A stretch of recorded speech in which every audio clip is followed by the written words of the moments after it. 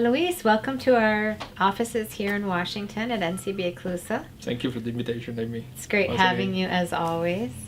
We're looking forward to having a conversation about cooperatives in Cuba and the U.S.-Cuba relationship between cooperatives.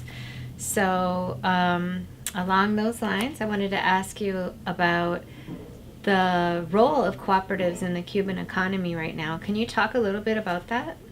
And it's a complement of the Cuban economy more than ever. I mean, more than 50% of the institutions, enterprise, etc., are now cooperative in Cuba. 50%. I mean, there is in agriculture and non-agriculture activities.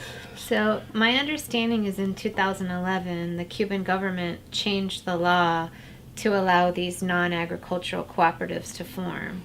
Why do you think the Cuban government decided to promote the cooperative business model?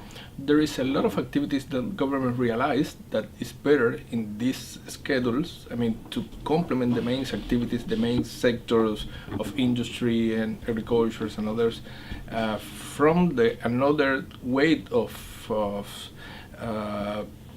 way to do or to afford or to manage the business or economy.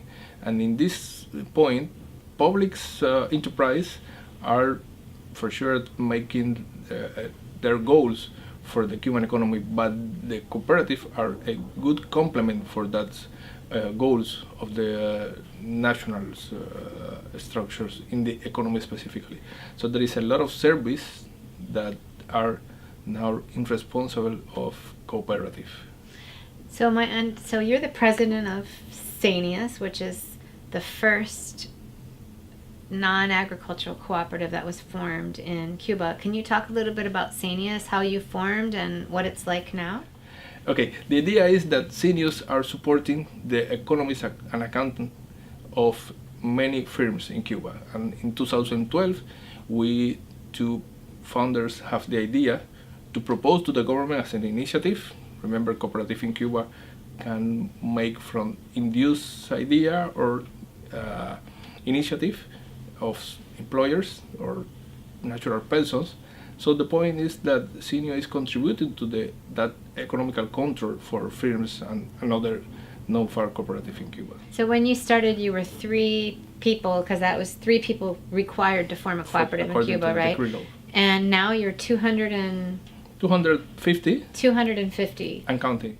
So what's the benefit of an accountant or an economist to work for CENIAS rather than working for a government accounting enterprise?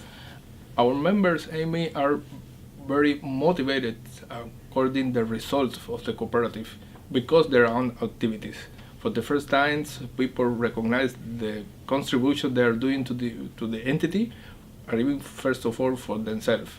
The direct relation between the work and the motivations and the result of an entity, and the direct relation between being efficiency and the profits, the distribution of the profits of the entity. This is the first things that people are recognizing, and then the capacity to the strategy belong to the General Assembly of members. I mean, every 3 months we meeting in our assembly and we decide what we are doing ourselves according to national laws, decrees, etc. But first of all, according to our status and our own rules. Thank you so much for being here and sharing a little bit about your cooperative in Cuba and a little bit about what that looks like. And we look forward to our continued working relationship in the U.S.-Cuba Cooperative Working Group.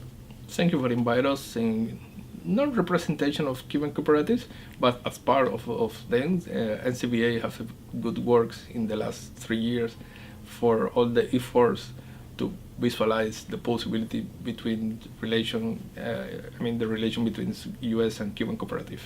Excellent. Thank you. Thank you.